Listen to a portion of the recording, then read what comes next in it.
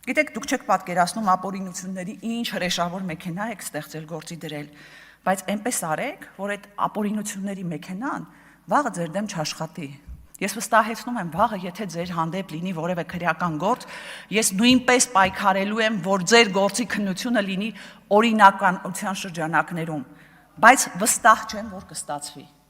որովհետև շատ դժվար է լինելու կտրել այս տարիների ընթացքում ստեղծված ապօրինությունների շղթան։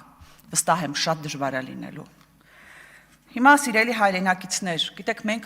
ամբողջ օրը հետևում ենք ձերբակալություններին, կալանավորումներին, այս կամ այն քննիչի, դատախազի,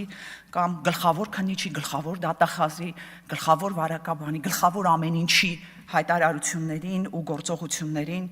հետևում ենք դատավարություններին ու ստիպված սահմանափակվում ենք այդ իրականությամբ, բայց ցավոք սրտի մեր իրականության պարամետրերը եւ իրական վիճակը բոլորովին այլ է եւ մենք ունենք խորքային խնդիրներ ու ձախողումներ բազմաթիվ ոլորտներում։ Արտաքին պարկ, արտահանման, բեռնափոխադրման խնդիրներ, առողջապահության, սոցիալական խնդիրներ, հանցավորության աճ, ու դա շատ լավ գիտեն եւ ՔՊ նախագահը, եւ այստեղ նստած ՔՊ-ականները, եւ նախարարները,